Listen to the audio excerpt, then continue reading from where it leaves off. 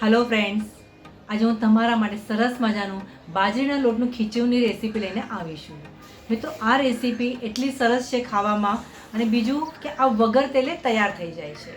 તો ચાલો મિત્રો, વધારે વાર ન કરતાં આ રેસીપી કરવા મારા જોડે મારા કિચનમાં. મિત્રો, આજે આપણે બાજરીનું ખીચું બનાવવા જઈ રહ્યા છીએ.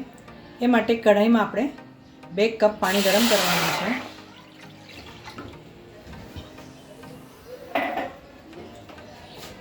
તમે બાજરીનો લોટ 1 વાટકી લેજો અને પાણી 2 વાટકી લેજો. આ પ્રમાણથી તમે કરશો તો તમારું ખીચું એકદમ પરફેક્ટ બનશે. પાણી હવે ગરમ થવા માંડ્યું છે. 1 ટીસ્પૂન, 1 થી વધારે ટીસ્પૂન જીરું નાખીશું. સ્વાદ પ્રમાણે મીઠું,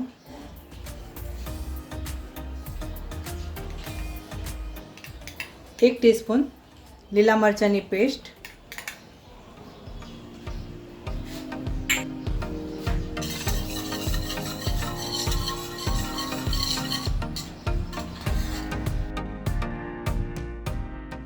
મિત્રો આ પાણીને હવે આપણે સરસ ઉકળવા દઈશું. હવે આપણે એમાં દહીં નાખીશું. 2 થી 3 ચમચા જેટલું દહીં નાખવાનું છે.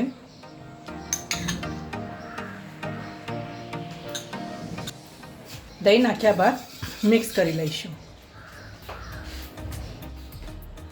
હવે આપણે એમાં 1/4 કપ ચોખાનો લોટ નાખીશું.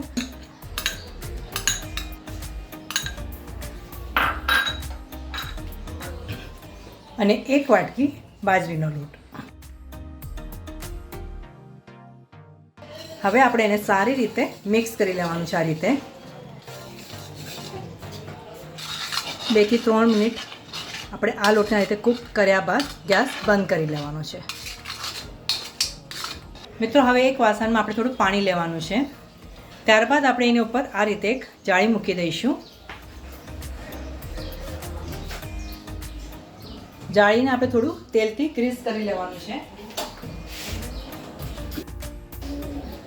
જાળીને આપણે તેલ નાખીને આ રીતે ગ્રીસ કરી લઈશું.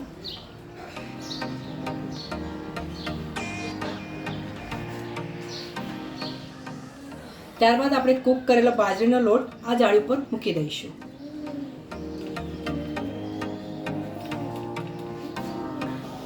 ત્યારબાદ આપણે એને કવર કરીને 5 થી 7 મિનિટ માટે મીડિયમ ગેસ ઉપર બાફી લઈશું. વાવ, સરસ મજાનું હેલ્ધી અને ખાવામાં ટેસ્ટી અને અમેઝિંગ એવું બાજરીના લોટનું ખીચું મિત્રો ખાવા માટે તૈયાર છે. મિત્રો, આ ખીચું કેવી રીતે સર્વ કરવાનું એ પણ હું તમને હવે બતાવી દઉં છું. હવે આપણે ઉપર આ રીતે તેલ નાખીશું. મિત્રો, બને તો સિંગ તેલ જ નાખજો, જેથી ખાવામાં ટેસ્ટી લાગશે. ઉપરથી આપણે આ રીતે અથાણાનો મસાલો સ્પ્રિંકલ કરવાનો છે. ખાવાની તો એવી જોરદાર મજા આવશે ને મિત્રો. આ રેસીપી તમે જરૂરથી ટ્રાય કરજો અને કેવી લાગી જરૂરથી કમેન્ટ કરજો. આ વિડીયો જોયા બદલ તમારો ઘણો ઘણો આભાર. આવતા વિડીયોમાં આવી સરસ મજાની રેસીપી સાથે આપણે ફરીથી મળીશું. ત્યાં સુધી સરસ ખાઓ, સ્વસ્થ રહો અને ગુજરાતી રસોઈ જોતા રહેશું.